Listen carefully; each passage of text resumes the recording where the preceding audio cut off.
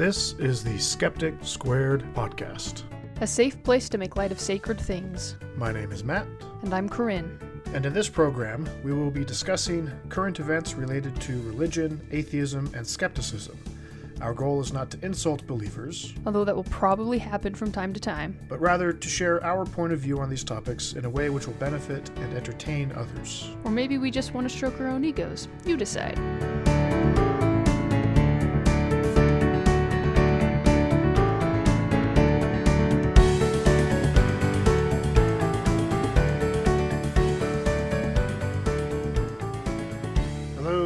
Welcome to the Skeptic Squared podcast. Today is February 21st, 2016, and with me is my wife, Corinne.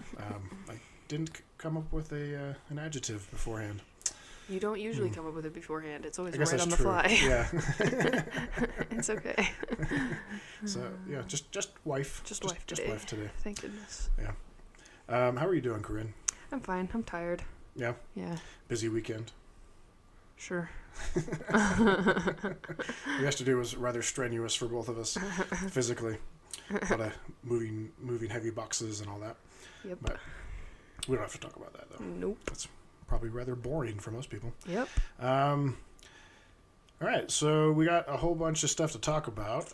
We got things about miracles, and we got some politics to talk about. We got some rantings and ravings from Glenn Beck.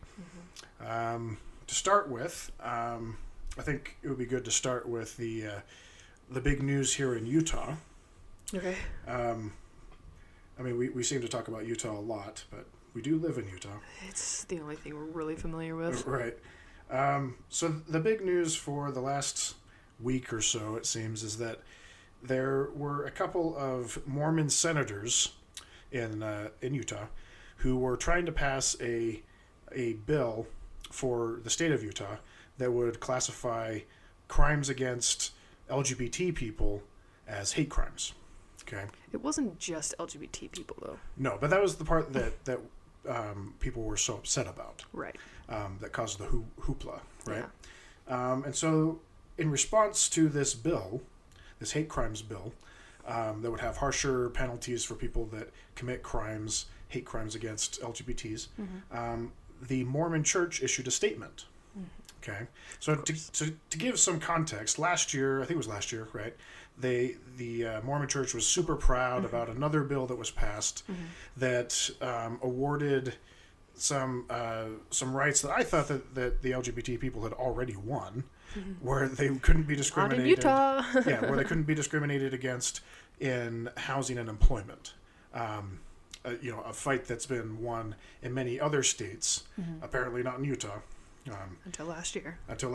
And only kind of. And it's a compromise. Exactly. And that's exactly how they framed it, too. It was a compromise. Yes. It was the Mormon Church conceding a little bit for the LGBT people so that the LGBT people would stop railing them for being bigots. Right. And not allowing them to get married and all that kind of stuff. And now that the Supreme Court has legalized gay marriage, that is now, that's not the main issue that the Mormon Church is focusing on.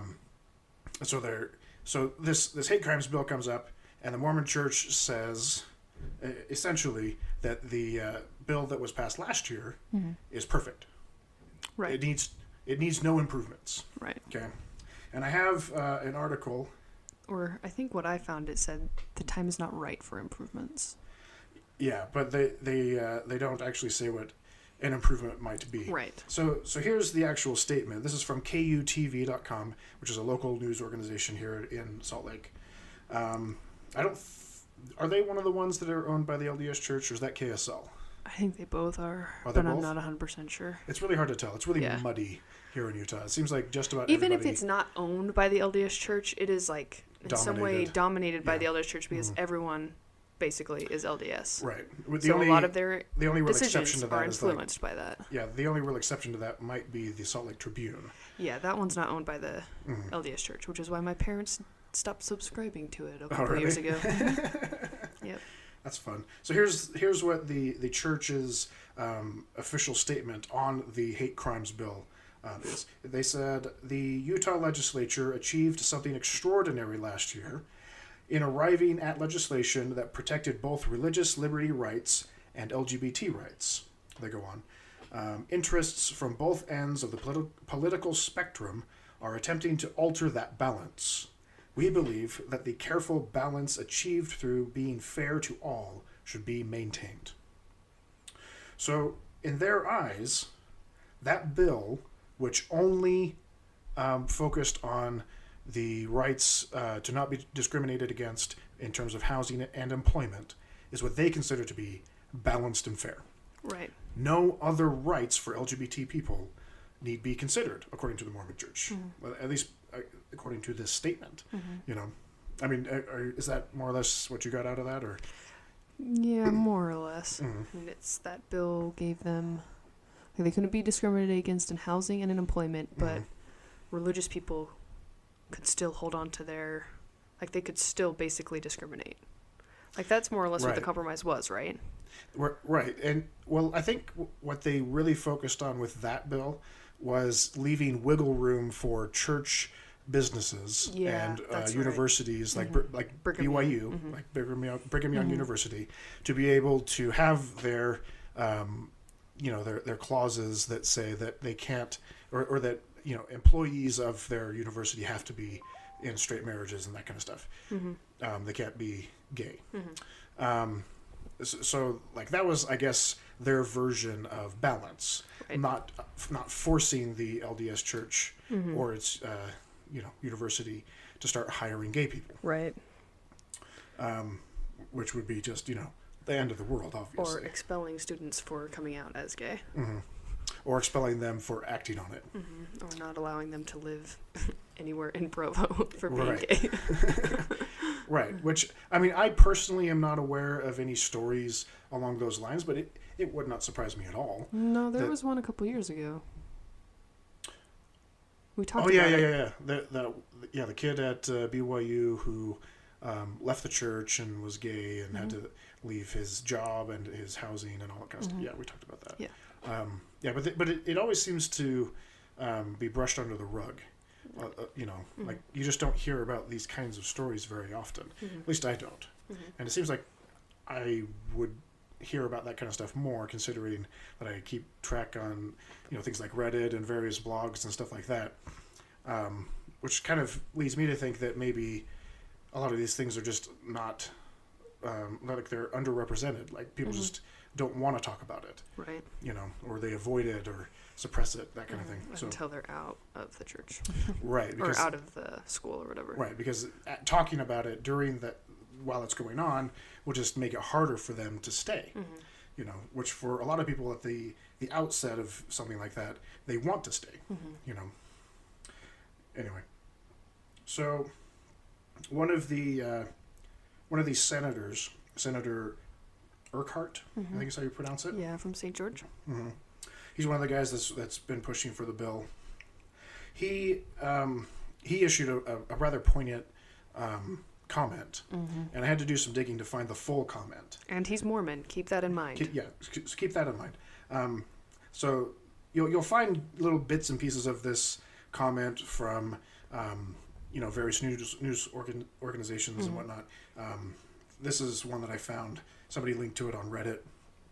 So this is him speaking at a press conference of Equality Utah, is what they say. It says, right now, under current Utah law, there is no distinction between painting a smiley face on a synagogue or painting a swastika on a synagogue. They are both treated like mere graffiti. My bill, through the efforts of a very broad coalition, would have corrected that. It would have recognized the graffiti, and it would have recognized the threat to the Jewish community. I apologize to the Jewish community and to the state of Utah. The legal protections will not be provided against such threats because of a press release issued by my church. That's pretty powerful stuff. Yeah, he says that, like, my church, through a lot of his press release. Continuing. Right now, under Utah law, there is no legal difference between burning a pile of leaves on a black family's lawn and burning a cross on a black family's lawn. Both are just treated like trespass. Under my bill, our bill that we worked on, we would have dealt with the trespass. We would have also recognized the broader threat against the African American community. But that's not going to happen now. So I apologize to the African American community that those protections will not be provided against such threats because of a press release issued by my church. Right now, under Utah law, it's happened in an actual case. There is no distinction, no legal distinction, between burning a woodshed and burning a Mormon chapel. Both are treated as mere acts of arson. Mm-hmm. My bill would have dealt with the act of arson. It would have also dealt with the broader threat against Mormons. To my fellow Mormons, I say that such protections will not be provided because the price of legal protection apparently is too high for us in the one state where we actually are a majority. What is that price? It is that our religious protections be coupled with the protections for the LGBT community. Mm-hmm. It is our church which has specifically rejected that balanced approach. So I thought that was a pretty poignant and very pointed response. Right. You know, like, and really what bothers me the most is that it's a religious organization that's making the commentary that's affecting these laws. Mm-hmm. Right? Mm-hmm. Which is not supposed to happen. No, that's why there's a separation of church and state. Right. They're not supposed to have that much power. Mm-hmm. But here we have a perfect example where the state representatives, the senators, the state Congress were trying to pass a law, and the church that was the majority church in that state made a comment, and it changed the minds of some of the senators. So much so that it actually didn't pass. Mm-hmm. Like the bill didn't pass because of it. Right. You know. Mm-hmm. So, yeah. So I don't know. It's just like, at what point do we just take away the tax exempt status of the LDS Church for this kind of meddling? Right. Right. You know. Mm-hmm. Anyway, do you have anything else on this topic? I don't really have a whole lot else I wanted to say about it. I don't know. I mean, I guess it's just interesting because the bill is still in my head kind of a compromise because it's for race, it's for class, it's for gender, it's for religion. Like, it's all encompassing. And it's just because they mention LGBT people that they think it's not worth the price to pay, which is incredibly telling, I think, of the church in itself. Right. Exactly, because this would have included a clause that would have protected them. Yeah, exactly. It's not just LGBT people. Right. It would protect them as well. But they weren't willing to allow LGBT people to have that protection. Right. And so they gave up their own protection. Mm-hmm. So that and the protection LGBT of people everyone else. Mm-hmm. Yeah. I have some random statistics in this Salt Lake Tribune article. Okay. Which one were you from?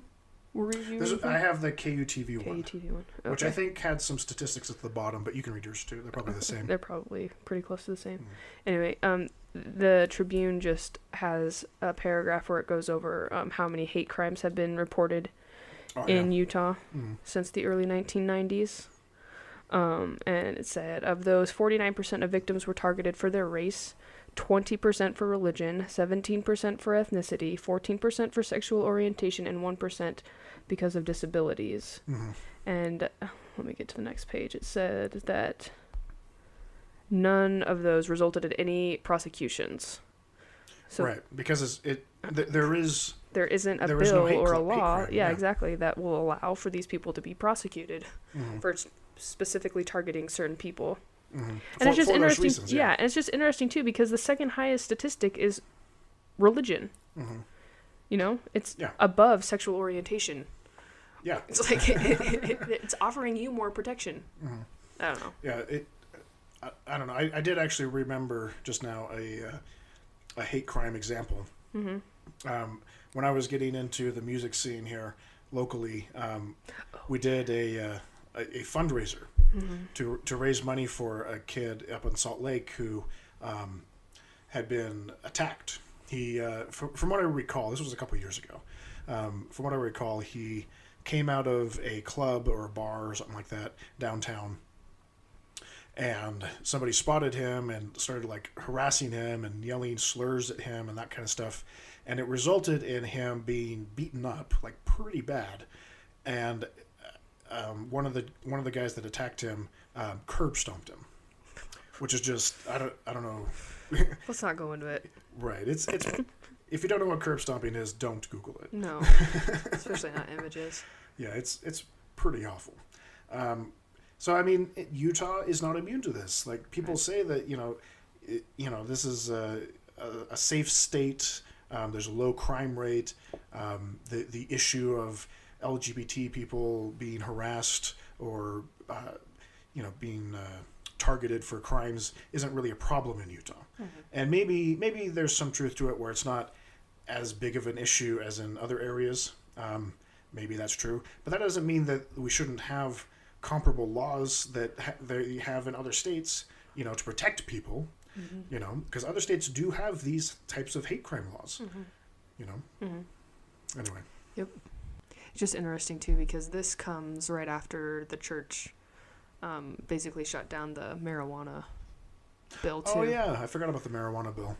Do you want to talk about that? I don't know that much about it, to be perfectly honest. I can't remember. Article on I know it, there were 2 bills that revolved around marijuana. They didn't let the first one pass, and I haven't heard about the second one. And I don't know the differences between the 2. Yeah. But the church had a heavy role to play in not letting that pass. The second recent example of the church, getting its hands dirty politically. Yeah, and again, one of the writers of that law or whatever was Mormon. And he, too, had like a press conference or whatever where he said it's the church's fault that this happened. Right, and I think... are you talking about the guy from the Salt Lake Tribune, Kirby or something? I think don't remember his name. I think he's the guy that issued the statement. Like, if the church wants to get involved in politics, they need to offer an explanation just like everybody else. Oh, yeah. They can't just have this broad statement saying that we shouldn't do this for religious reasons, like we're against this, and then just leave it at that. Right. You need to provide a reason, just like any other person who wants to strike down a law or change a law or influence legislation. You have to go through the same process as everybody else. But the church, because it's so it dominates the culture here so much, all it has to do is put out a press release, and it will sway voters, and it will sway senators and congressmen. And they're just not used to explaining themselves either. They've never had to before in the past. It's like their word has just been taken. Yeah. And now people are pressing them for it. Yeah, ever since November, it seems like they've been really under fire in Utah for political statements made. Yeah. After that... Which is, I think is a good thing. Oh, yeah, for sure. Like, it needs to be questioned. Constantly. Yeah. But after the whole marijuana bill thing didn't pass, my Facebook news feed blew up with people commenting on it, and most of them were in favor of it. And these are all LDS people too, which I thought was interesting. Right, because showing statistics about how cannabis oil is legitimately helping people and how it's a lot more safe than the opiates or whatever that you have that are law or legal now. It's absolutely. It's how do they not actually see this information, and why are they making this judgment? They don't know anything. Right, because it's different than just legalizing marijuana. Yeah, it's medical. It's medicinal marijuana. It's not so everyone can smoke a joint. It's not like Colorado. Right. Or Washington or California. Or all the other states that DC, have legalized marijuana. Is DC one of them? I can't remember. I don't remember. Anyway. Yeah. It'll be interesting to see what happens to these guys, though, after making such bold statements against the church. My guess is nothing will happen. I don't think anything will happen right now, but I think if they kept pushing for these things and kept speaking out against the church and how they shouldn't be influencing law, I think it could be something like a John Dehlin or Kate Kelly thing. I think eventually they could be taken out of the church. It would depend a lot on how the senators voice their concerns, I think. I think that's pretty out there. Right. If they continue in the vein exactly, that's what I'm saying. If they continue to do stuff like this, I think the church is going to take action against them. Maybe, yeah. Which is all the rage right now. I mean, I wouldn't even be surprised if they were called into the stake president's office and talked to already. Yeah. Which, is another, it's a power play. It's more, it is. Of the Mormon Church just getting into the business of politics where they shouldn't be. Right. Not if they want to keep their Texas up status. Right. At least that's how the process is supposed to work. Yeah. But okay, so let's move on. Okay. So, your family has had some very fun news. Would you like to explain it? Okay, so my grandfather, he has had heart issues in the past. Like, he's had, I think, about 3 heart attacks since I've been alive. So in the last, 27 years. Actually, it's been more like 20 years. Anyway, so last week, I got a text from my mom saying that my grandpa was in the hospital because he was having heart problems, which is kind of a scary thing to get a text about. It's like, oh, crap, what's happening now? And then eventually she came out and said that the doctor said they were blockages in his heart. It wasn't a heart attack. I don't know what the blockages mean. She didn't know what the blockages meant either. But anyway, so... blockages mean that he has like cholesterol buildup or other things might be built up in his arteries, which will reduce blood flow, increase blood pressure, and can make him susceptible to a stroke. Okay. Interesting. Yeah. Okay. Unless there's, I don't know, maybe like a bone like sticking in or something like that. But usually that's the type of thing that they mean by blockages. Okay. Anyway, so a couple days ago, I texted her to find out how my grandpa was doing because I hadn't heard anything, like if he was like out of the hospital or whatever. And rather than responding to my text, she called me, which she loves to do, and I hate. But anyway, in this case, there's etiquette. Yeah, it's like if I text you, text me back. But I guess in this case, calling was probably better anyway. But she said she told me the story of what happened to my grandpa, and basically what happened was, so he had to get himself. He lives up in Heber alone in the mountains in like this cabin, which is far away from Salt Lake. Yeah, like it's kind of out in the boonies. Right. They do have a hospital though, which is good. So he had to get himself off of the mountain into the Heber Valley, like, emergency room by himself. And he gets there, and the doctors or whatever basically tell him that that they're going to have to knock him out and then jumpstart his heart. And the way he told my mom was that they said, so we're going to do this, and if you wake up, then great. If not, then basically you're dead. Right. Which is generally how it works. Generally, yeah. And my grandpa is 73. He's lived a long life. So, like, if he died, it wouldn't have been the end of the world for him. Well, I mean, it was the end of the world for him, but it wouldn't have been like, oh my gosh, devastating or whatever. It would have been sad. But, he's a pretty easygoing guy anyway. So he was like, well, okay. And then he's like, but I guess I probably need a priesthood blessing. And again, we live in Utah where just about everyone is LDS. If you talk to a man, he's probably got the Melchizedek priesthood and has oil on his keychain that he keeps in his pocket at all times. Right. And we've talked about the priesthood blessings before, but basically it's like in evangelical Christian circles where they like lay on hands and say a prayer to God to like heal you or give you this or that or whatever. It's along those lines. Right. So anyway. So basically they had to, I don't know, they called another guy in, the anesthesiologist called another doctor in or whatever, and him and the other doctor that he just called in administered a priesthood blessing to my grandpa. And my grandpa said that in the middle of the blessing, he suddenly felt all the pain go away. And when the blessing ended, both doctors looked at the heart monitor or whatever, and his heart was like working properly again. And they were both like, looked at each other, do you see what I see? What does that mean? Like, what just happened? So basically they classified it as a miracle because my grandpa's heart suddenly started working better. Right, because what else would it be? Yeah. And this is my mom telling me this. She knows that she doesn't know exactly to what extent I'm out of the church, but she knows that I am having struggles. Right. And so I just know that's why she called me to tell me about this miracle. She wants it to bolster your faith. Yeah, she wants to bolster my faith. I mean, luckily we didn't have like a huge long discussion after it. I just kind of went like, oh, okay, that's cool. That's kind of a scary thing to happen, Yeah. because I don't know anything about medical stuff anyway. So it all sounded really scary to me anyways. Like he's got blockages in his heart and he might not wake up after they knock him out or whatever. Right. But they didn't end up having to knock him out. Right. And I mean, when you first told me this, I gave my 2 cents on what could be the natural explanation for what happened. Right. Because I asked you, I was like, I don't know anything about this. I don't know. I mean, I can't call it a miracle, but I don't know anything medically. So I don't know like how to explain that it could have happened naturally. Exactly. And that's when you started to explain what happened. Exactly. So before we get into that, even if we didn't have a natural explanation, calling it a miracle, Right. invoking supernatural forces or God or anything like that, would be an argument from ignorance. It's a logical fallacy. If you don't know what the reason is for something, you can't just assign it a supernatural reason. Right. You know. Right, which is, like, I get my grandpa saying, oh, it's kind of a miracle. But he was with 2 doctors that could have explained what naturally had happened. But Right. the 2 doctors termed it a miracle and didn't bother to explain what could have naturally happened. Like, they didn't even Right. look into it. Right. So here's my understanding of what happened. So right attached to the heart is what's called the sinus node.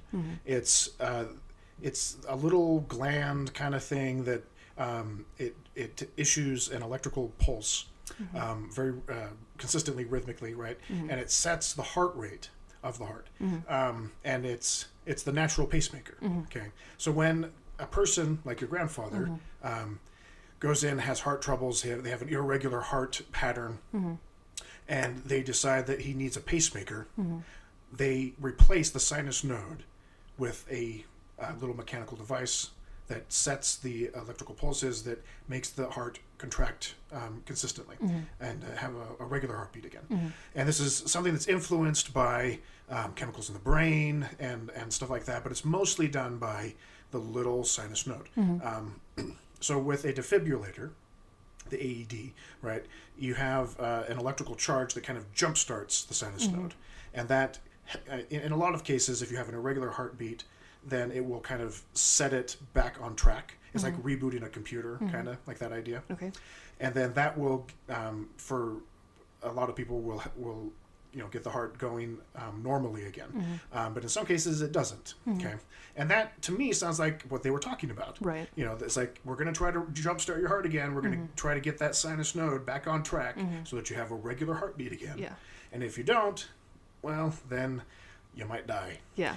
But if you do, great. Yeah. And so as they're giving him the priesthood blessing, what happens, and this is something that's been shown in various studies through like, meditation and that kind of stuff, you have this brain state where you're calming down, and it's kind of like a placebo effect, right?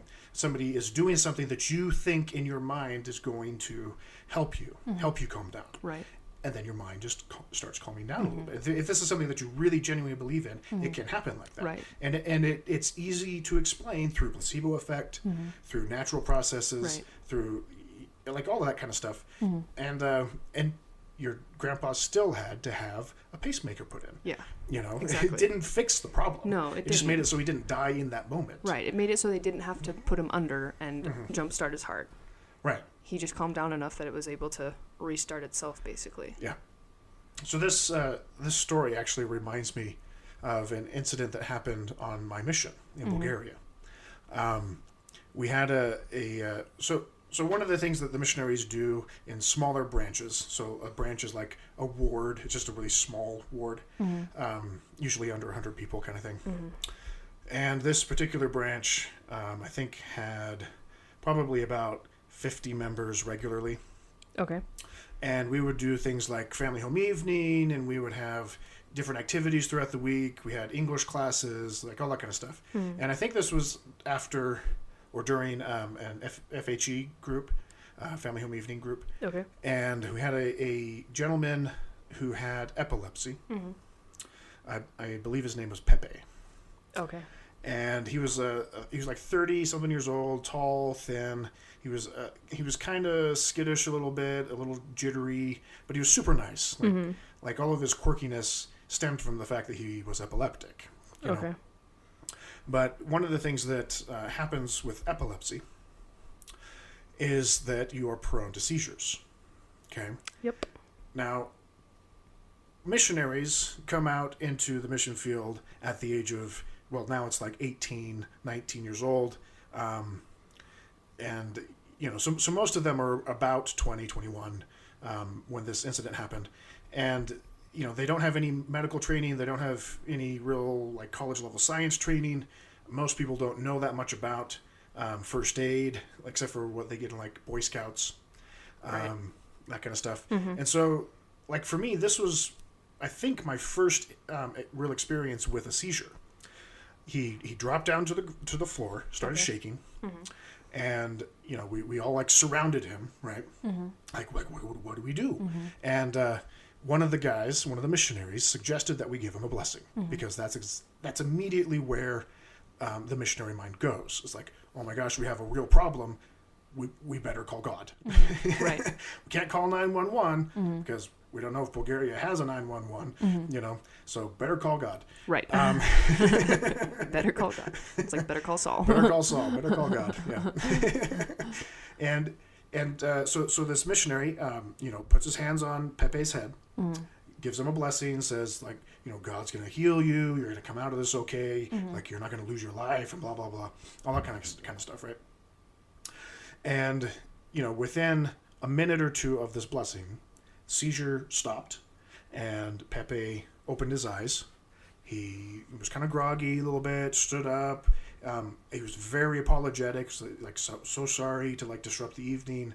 I'm just going to go home now. I don't feel very well. That kind of thing. Like, right. I'm sorry for the inconvenience. Super gracious about it, right? And the missionaries immediately thought that this was a miracle. It's like we just witnessed the power of God. Yep. The priesthood power. Okay. Well, as I went through my college courses at BYU, I learned different things in my science classes and anatomy classes and that kind of stuff, and I learned a little bit about seizures. Okay. And it turns out that most seizures don't last more than 2 or 3 minutes by themselves anyway. Right. So, statistically speaking, regardless of whether we had given Pepe a blessing, it would have ended. It would have ended within about the same amount of time as it ended when we gave him a blessing. But in our minds, it was a miracle because that's what we had programmed ourselves to see. And it sounds almost exactly like what your family is doing with your grandpa's experience. Yeah. Like they have that mindset going into the situation, and so they don't think to look for a natural explanation. Right. They jump to the religious predisposed conclusion that they have. Right. Yep. Yeah. Seizures. I had a friend that had seizures. Like her first one was my first year at girls' camp. She wasn't technically supposed to be there, but her mom was the young women's counselor, so she came up with her and stayed. Okay. But that was the first time she'd ever had a seizure, and it was the same thing. She had a seizure, they gave her a priesthood blessing, and then they took her to the hospital, and she was fine. Yeah. And then it happened again a couple of years later, again at girls' camp. And same thing, my dad was there that time and gave her a priesthood blessing, then took her down to the hospital, and she was fine. But it turns out she was having seizures because she was dehydrated. That's why she had seizures. So if she just kept hydrated, she wouldn't have the seizures anymore, which is basically it. But it was just interesting because she had a seizure another time when she was just with my sister and her other girlfriend. It's just the three of them. There weren't any priesthood people around, but she still made it to the hospital and still survived. Yeah. So it's like, I don't know. It's just interesting that they think that a priesthood blessing in those two cases saved her life. But in that one case, she didn't need one and she still survived. Right. And if she would just drink water, she would be fine. And with seizures, I don't think that they're usually fatal. I don't think that's actually the case. No, I think if the really bad ones, like grand mal seizures, I think you could sustain brain damage or something. But yeah, hers were small. Again, they lasted not even up to a minute. It was usually a pretty quick thing.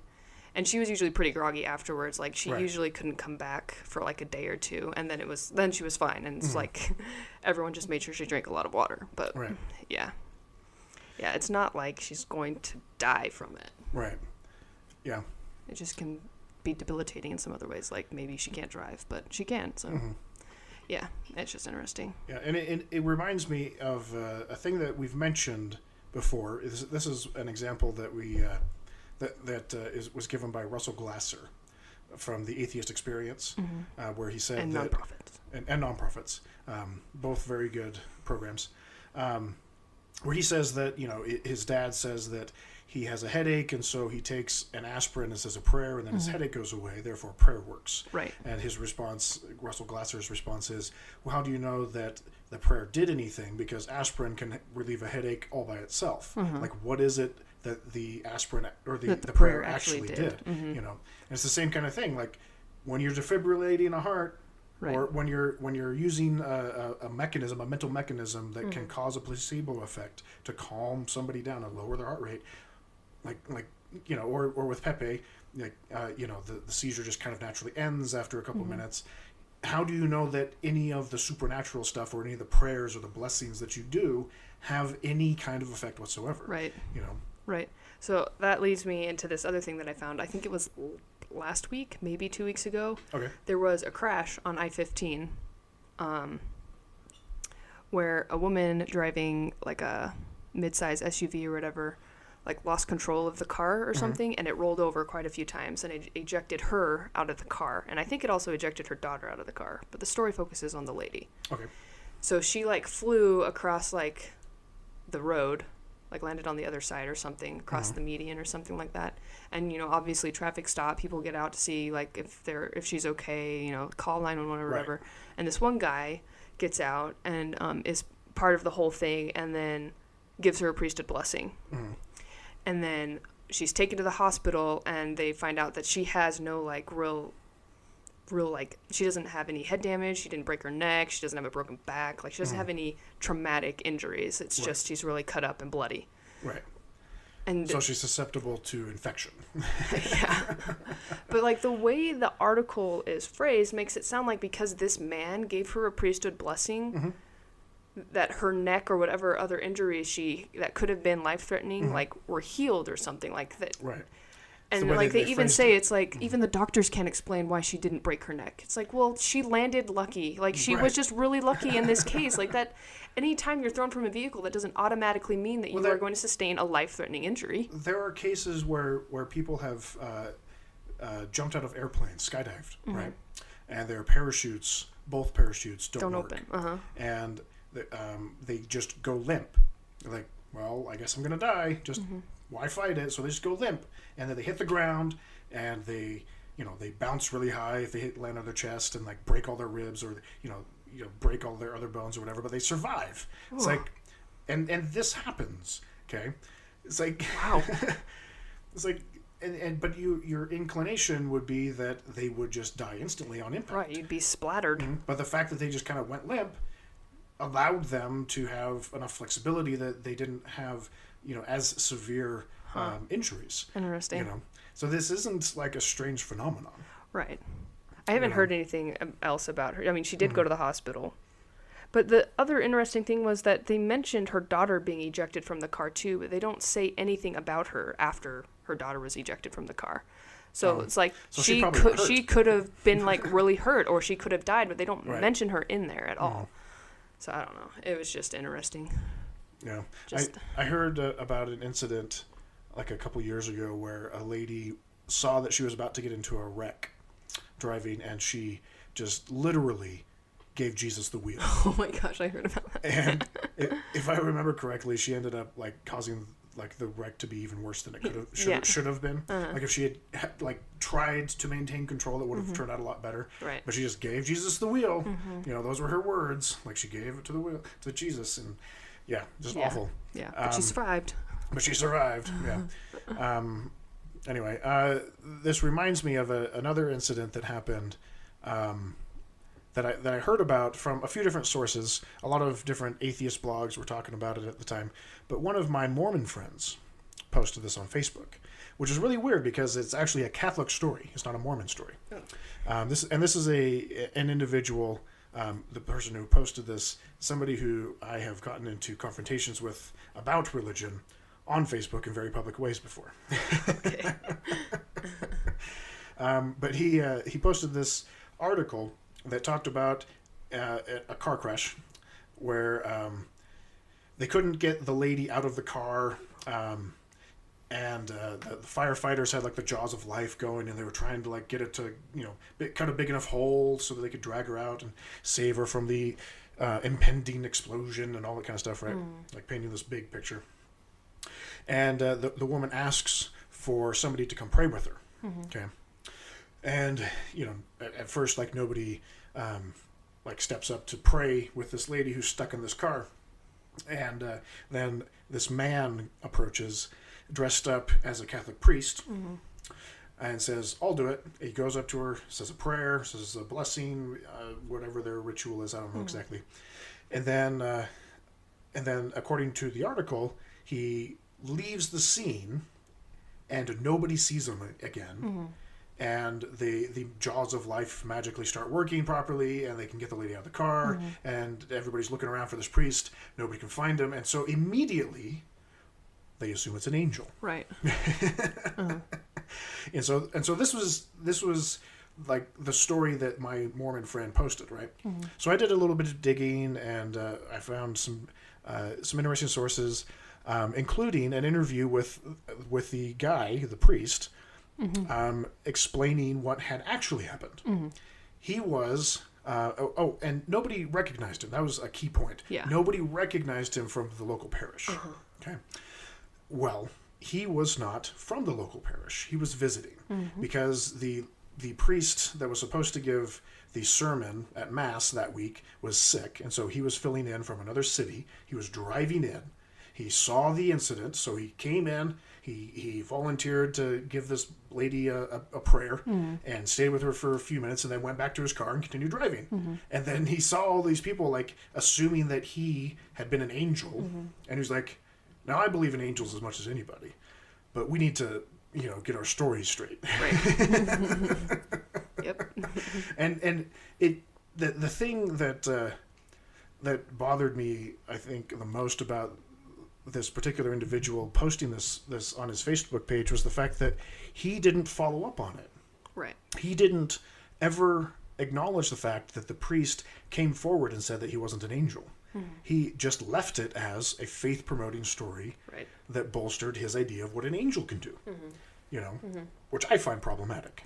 Well, yeah, especially when the priest actually came forward. Right. Exactly. Yeah. There was another story that happened a couple of months ago or something. I don't remember where it was at. Oh. But this young couple, was driving down the road, like at 70 miles an hour, which I'm thinking is probably faster than they were supposed to be going. And I think, again, he lost control of the truck, and they crashed into this pole.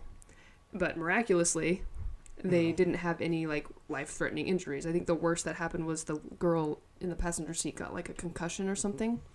But neither of them could really recall what had actually happened.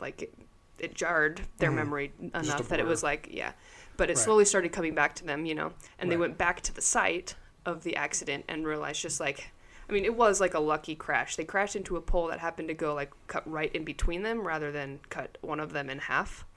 So it could have been a worse crash than it was. Right. But the girl, what I thought was funny, this is the second article that they've come out with talking about this crash. And each time it comes out, they have more and more to add to the story. And this time she talks about how she remembered feeling this presence and seeing this white light and this figure next to her that was protecting her through the whole crash. And she can't explain it, but it's what saved her life. Then how... Right. She can't explain it, but she knows that it saved her life. Exactly. That doesn't make any sense. No. Oh, and also, I forgot this part. They had their Bible in the car.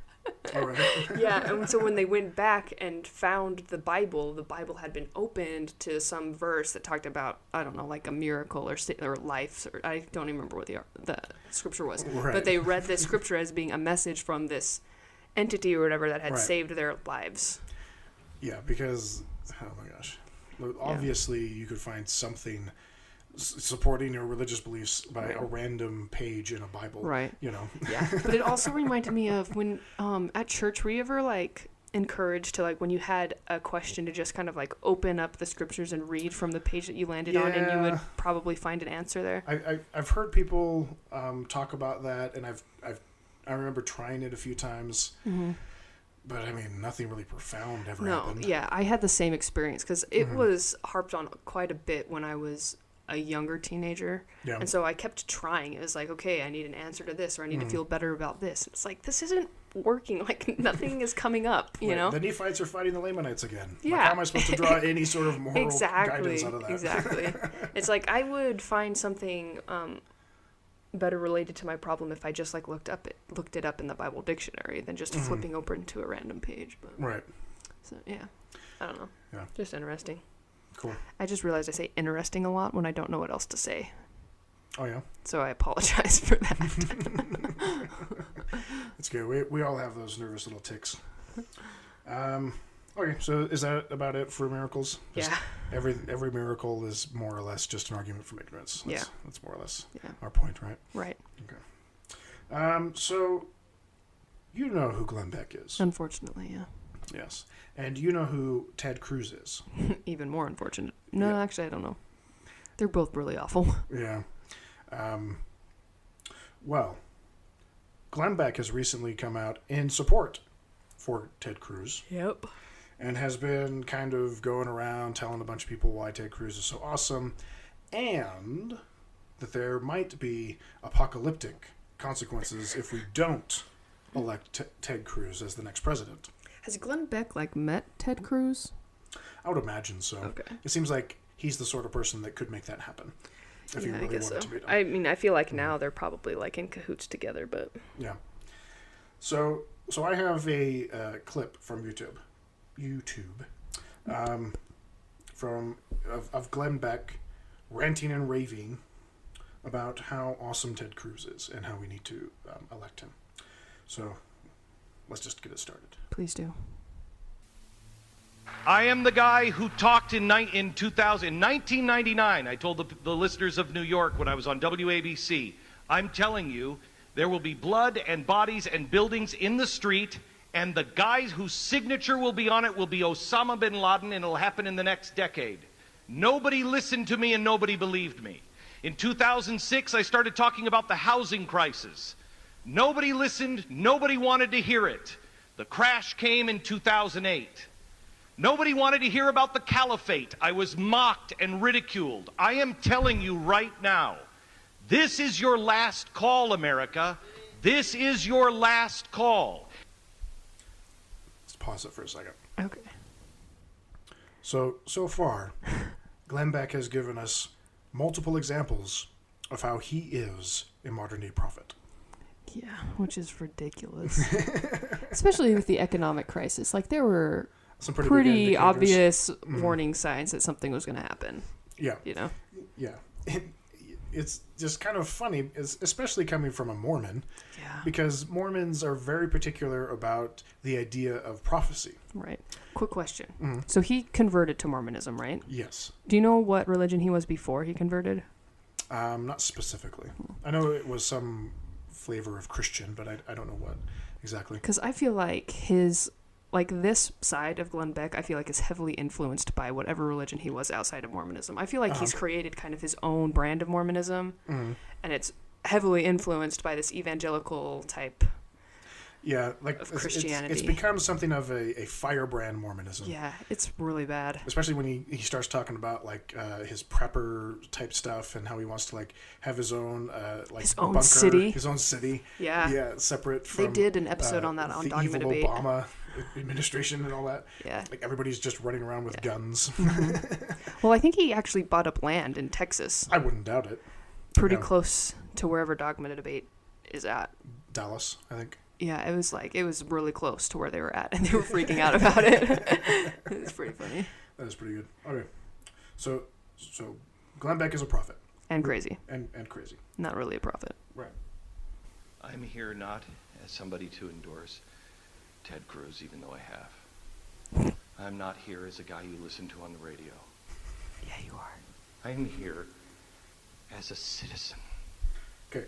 Oh, yeah, you have to talk about what he looks like. So this is the perfect image of Glenn Beck. He's standing in front of a big jumbotron, and he, when he says, "I am a citizen," he takes off his hat, his baseball hat. cap. Yeah, and he's wearing this deep blue lumberjack shirt. Flannel shirt with another blue shirt underneath it. He is literally wearing blue collar. Yeah.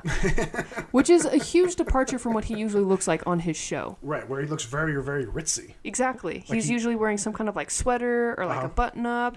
Quite often will wear a scarf around his neck. Which I find hilarious. Yeah.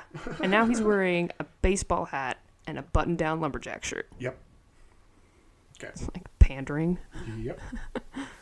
As a fellow citizen, he would be a and great I'm actor. begging you, please do not dismiss the peril that we are in. Do not dismiss.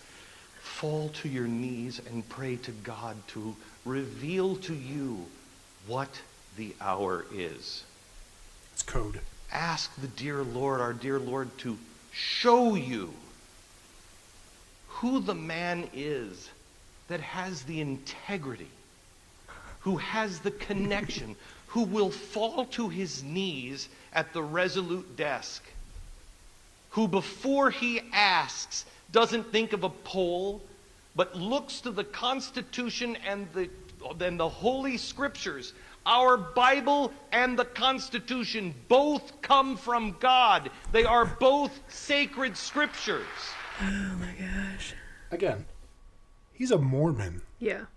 He doesn't just believe in the Bible and the Constitution. He believes in the Book of Mormon and the Doctrine and Covenants and the Pearl of Great Price. Which is why if And I the didn't Word know of he Living was Prophets. LDS, I wouldn't be able to guess that he was LDS, to be perfectly honest. Right. It surprised me when I Yeah. found out. Yeah. Yeah. Because he panders so much to the evangelical Christian demographic. Because they dominate the nation. Right. And they love to give money to people like him. Yep. You know, look at Fox News. Look at Yep. Sean Hannity, Bill O'Reilly, you know.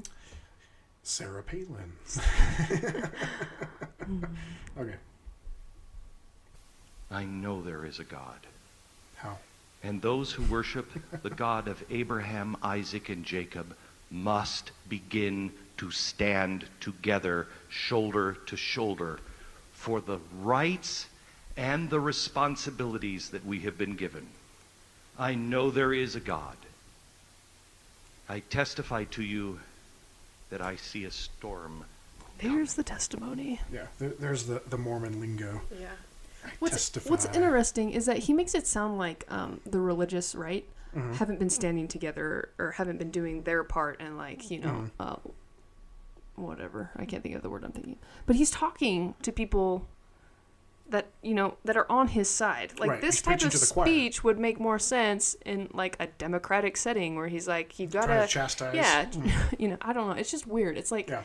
you're not getting any more votes. These people that are there already want to vote for Ted Cruz. Right. And they already think that Ted Cruz is a godsend. Yeah, they already believe that the Constitution is from God. You know, it's like he's not saying anything new. He's just stirring up the fever pitch. Yep. And God does have a place for each and every one of us. It is your job now to be able to sleep at night, I just like that he holds the to clipboard with go his middle door to finger. door, to talk to every person you know, to find the candidate that will stand where God is telling him to stand in an unshakable way. Get your family to vote. Get your friends to vote.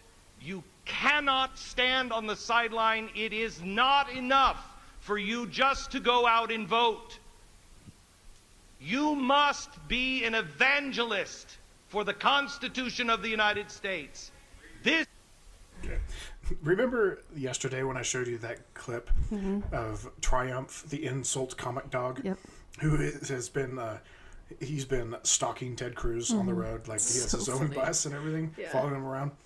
And there was that one part in the clip where Ted Cruz has a line where he I says, just thought of that. "Yeah," he says, "You need to go find. You He shouldn't says find." you vote 10 times, Right, and then he you vote explains 10 how you times. do that. Yeah, you vote 10 times, and then he has this little quote, or this little joke that he says, "Now, we're not Democrats." Right. It's supposed to be a dig to, it was a John Kerry or something. Anyway, and so he and then he says, "You have to convince like 9 other people to vote for me, and that will equal you voting 10 times." Yeah, so that's That's exactly basically what he's what talking Beck about. is saying. Yeah, you need to go out and, you know, evangelize. Like, this is so important that you need to put in time and money of your own to go around and knock on doors and convert people to Ted Cruz. Yep. is your last call, America. Stand. Stand for the man I believe was raised for this hour, Ted Cruz. So yeah, Ted Cruz or the apocalypse. Born for this. Which would you choose? Ted The Cruz or the apocalypse. apocalypse? The apocalypse? The apocalypse. Yeah, somehow that seems better. Yeah, so we wouldn't have to go through any of this ever again. Yeah. Everything just ends.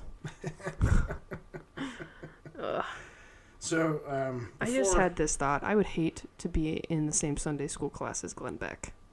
Oh, he would just dominate the class. And testimony meeting. Can you imagine that? I bet he's one of those that gets up every week. Yep. Ugh. I bet the bishop has talked to him and said, we need to give some of the other members an opportunity to share their testimonies. I could totally see that happening. Unless the bishop is a supporter of Glenn Beck, in which case. Maybe. I don't know. So, before we move on, I don't know, did you have anything else to say about the clip? No. Okay. Just Glenn Beck is ridiculous. Right. So Ted Cruz has a logo. Oh, yeah. You remember what his logo is? Yes. Trust Ted. Trusted. Right. So they split up the word trusted with Trus, Trus, and Ted, Ted, so his name, right? So implying that you should trust Ted Cruz, right? Mm-hmm. Super simple, kind of catchy. As far as logos go, it's actually not that bad. Right. It just makes me... Until this came out. it makes me distrust the word trusted now, but... It doesn't make me trust Ted anymore. Right. But it turns out that the first part of the logo, Trus, Trus, stands for something. Yep. So this is from an article at dailykos.com. Okay.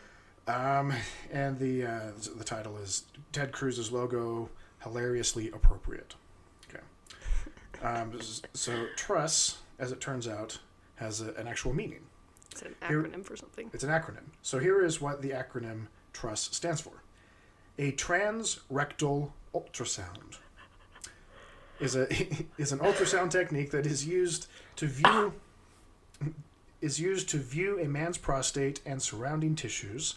The ultrasound transducer probe sends sound waves through the wall of the rectum into the prostate gland, which is located directly in front of the rectum.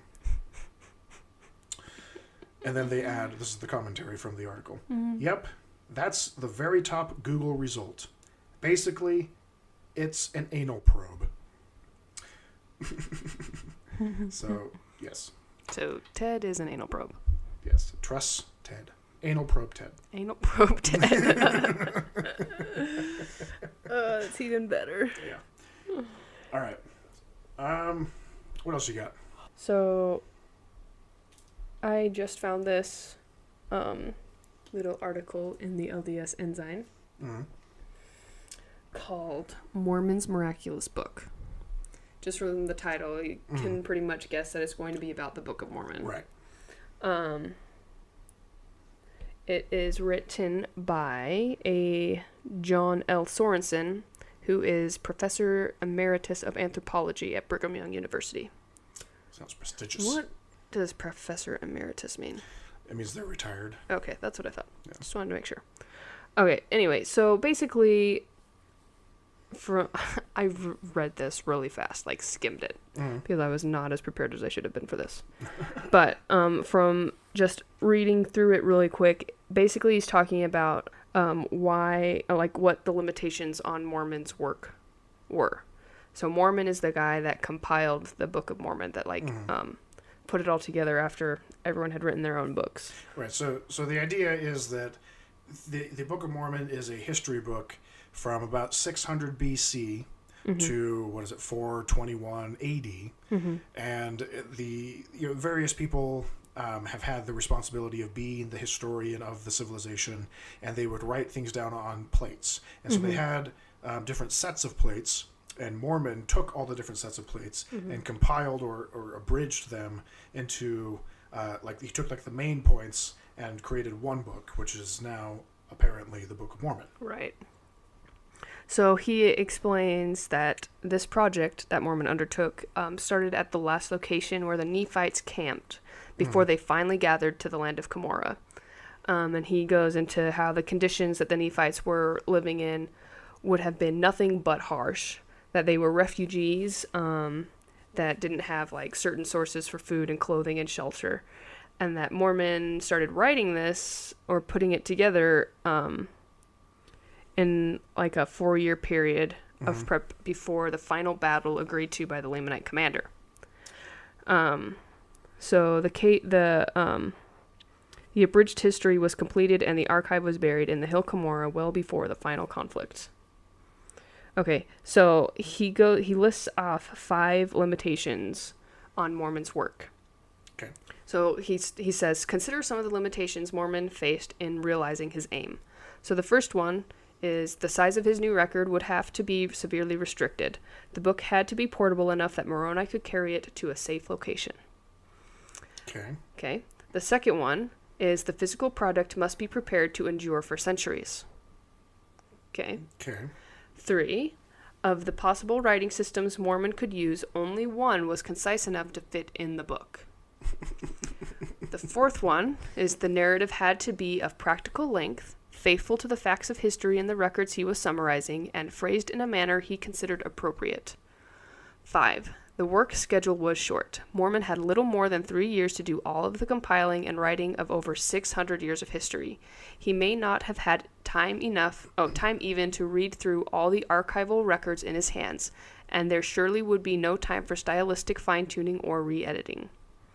So, in other words, he's describing the process of abridgment. Right. And I feel like he's making excuses. Yeah. Especially with the whole writing systems thing and how like he couldn't write about everything in history and that there are other records that he couldn't talk about. Right. So he asks the question, how did Mormon actually choose what information to include and what to omit? He says that, he was inspired in many ways. Oh, yeah. Okay, so the next little section is called choosing a writing system. So this is talking about why he used quote-unquote Reformed Egyptian. Right, which is a made-up language. Yes. Well, actually, I saw something the other day on Reddit. This might have been like a week or so ago. Okay. It was a picture of the character sheet from the Book of Mormon that Joseph Smith wrote down characters from the Book of Mormon, gave it to Martin Harris, who then showed it to Dr. Charles Anthon to verify as legitimate characters from a real language. Okay. And this is a sheet that you can find at various places on the internet, and it's it anytime that anybody's ever tried to examine it as a linguist, they've come to the conclusion that it's gibberish, which is just fun. And that was more or less what Charles Anthon, his own account said, not the account that Joseph Smith said, that this just wasn't a real language. There's no reason to think it was a real language. It looked like it was just random stuff pulled from different languages and then turned at different angles and that kind of stuff, or flipped backwards. And the thing on Reddit that I found actually went through all of the different characters and like tweaked them just a little bit, turned them, like flipped them, and out of all of the characters, he made, or the person made 1, 2, 3, 4, 5, 6, 7, 8, 9, 0, and A, B, C, D, E, F, G, all the way down to Z. Okay. All of the numbers, all of the alphabet are in that character sheet. Joseph Smith used the alphabet and the number system that we use and tweaked them to make that character sheet. Oh, interesting. Isn't that kind of creepy? Yeah, I want to see that. Yeah. I thought I knew what you were talking about, but that was something different. Yeah. That's interesting. Yeah. Okay, so back to this, the choosing a writing system. Basically, he talks about how Mormon says in 3rd Nephi that there are many things which, according to our language, we are not able to write. And according our language apparently is supposed to be that in the sense that it refers to their writing system, not their spoken tongue. So he's just setting it up to why there are going to be mistakes and things like that. Right. Simple mistakes like, calling a horse or a tapir a horse, and saying that people have steel swords and breastplates when it's really just clubs and leather. He continues and says that Moroni further tells us that there would have been no imperfection had they used Hebrew script, an alphabetic system. And that, I guess, is in Mormon, chapter 9. So the characters that were used for writing were called by the Nephite historians, this is what he says, Reformed Egyptian, which you just talked about. Which are essentially hieroglyphs. Yeah. From the way they describe it. Right. So the author says Egyptian glyphs were occasionally used in ancient Palestine to write the sounds of Hebrew words. And he talks about the Anton script.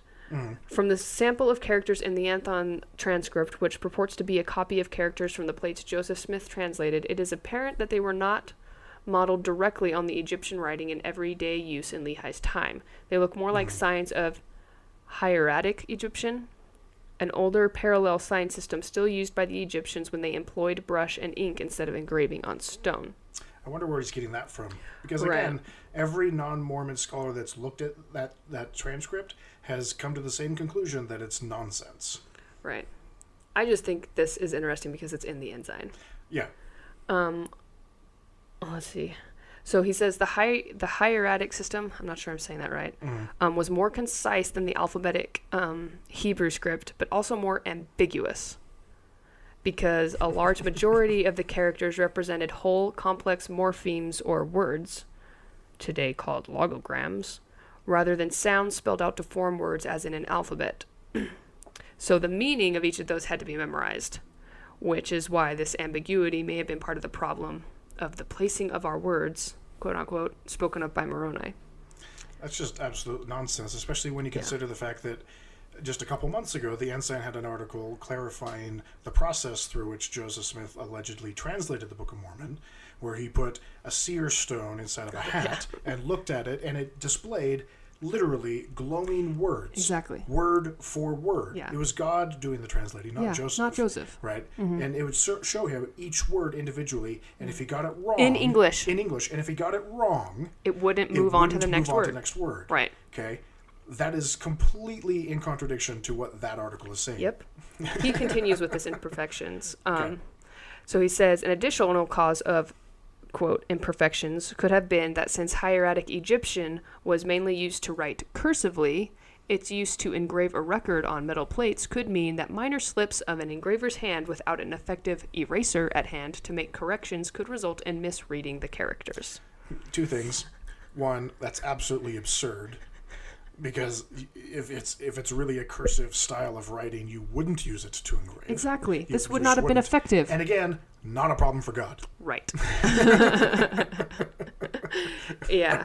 The next section he talks about that there are many sets of records, basically implying that not everything is included in the Book of Mormon. He says he lists off a couple of them. He says the text of King Benjamin's Great Discourse, the record on the plates of Zenith, Alma's first person preaching at Zarahemla, Gideon and Melech, the story of Alma's and Amulek's experiences at Ammonihah, the detailed account of the ministry of the sons of Mosiah and their companions among the Lamanites, and Alma's discourses to his sons Helaman, Shiblon, and Corianton. And these, I feel like these stories in the Book of Mormon are like huge stories in the Book of Mormon. Yeah. And it's just interesting to say that they didn't include all of the records from that time. He just picked and chose, like, so he's just still saying that there are mistakes because he omitted some maybe vital information. Right. I don't know, it's weird. Yeah, I've thought about that before when I've read the Book of Mormon. It's like, and we said so many more things that were so profound that they would convince everybody of all these things. It's like, well, why wouldn't you put those in? It sounds like those are way more important things than the things that you've chosen that wouldn't convince everybody. You know? Yeah. Like, what is it that you're waiting for? So in the last section, it's called And Thus We See. So Mormon said several times that his abridgment couldn't treat more than a fraction of the historical material found on the large plates of Nephi. So again, how did he make his selection of materials? So the author says that Mormon's primary criterion comes through repeatedly in his book. The aim was to ensure that his readers, especially the future inhabitants of the American Promised Land, and particularly Lehi's descendants, grasp the significance for them of the promise and prophecy given to Father Lehi, which was, inasmuch as ye will keep my commandments, ye shall prosper in the land. Just skip that part. Unless, of course, you're a Lamanite. Then you get to prosper either way. Oh, right. Okay, so this is what I wanted to talk about, too. So he brings up that Mormon's lessons draw a big contrast between good and evil, and it's a very dramatic distinction. Right. And he basically says he does it on purpose. That's why there's not any like middle ground. He says the people in his record emphasize obedience and virtue on the one hand versus stubborn villainy on the other. He describes scoundrels as thoroughly evil and deserving of their fates. He describes heroes as praiseworthy in almost all respects. Characters in the gray zone are barely noted. Mormon wanted to leave no question in the minds of his readers that good and bad are polar opposites. Mormon certainly colored some of his reporting with inspired personal interpretation. This stance is often signaled by use of a phrase like, and thus we see. Right, so the Book of Mormon is very black and white. Exactly. Which to me doesn't sound like... It doesn't sound like Mormon is using this as a literary device. It sounds to me like... He has an agenda. It sounds to me like Joseph Smith was a fundamentalist Christian in the early 1900s. Exactly. That's what where it sounds like to everything me. was black and white. Yep. And that's why the church is so black and white today, because they take this to heart. That's why if you live in the gray zone, you are being rebellious. Yep. Yeah, it's silly. Yeah, it is silly. So I just thought it was kind of interesting, especially that was in the Ensign. Yeah, It sounds like something that would be on Fair Mormon. Yeah, it does kind of sound apologetic in a lot of ways. Right. He's just making excuses. Yeah, which is all apologetics really is coming up with a reason for why there's incongruencies or inconsistencies, Right. anachronisms. You know, it's like why would the Book of Mormon say that there were horses in America when we know that there weren't horses in America, or when there's no evidence that there were horses in America? Right. It's like, maybe it was a mistranslation. Maybe they meant to say tapir. You know, that's legitimately a thing that Mormon apologists put on fairmormon.org. Yep. They say that horses in the Book of Mormon are a mistranslation, and it meant tapir. For real? Which has inspired some pretty awesome memes. That's true. Like Captain Moroni. Riding into battle on a tapir. It's gosh. pretty funny. That's pretty good stuff. Yeah. I hadn't even thought about the whole seer stone thing, and you're completely right. It completely discounts what he just wrote. Exactly. And this issue came out this month. So it's brand new. Yeah, it's brand new. It's not like it came out 10 years ago before the seer stone thing. It's new. And inconsistent with the newest findings of the church. Yeah. That's fun. Yep. Okay. Was that all you got for the articles? Yeah, I mean, I could talk about another one, but That's okay. I think we're Unless good. you really want to. No, No? we're good. Okay. Cool. Well, I think this is a good time to wrap it up then. Sounds great. That is our show. Thanks for listening. Yay! We're going to have to stop being so happy So when I do happy. that. Yeah. Sooner or later, it'll just taper off. If you would like to contact us, you can email us at skepticsquaredpodcast@gmail.com. You can view the show's blog at www.skepticsquaredpodcast.blogspot.com. You can rate and review us and subscribe to us on iTunes, and we also got it on YouTube now. It's up and running on YouTube. Yeah, that's our show. Thanks Talk for to you listening. later. Bye now.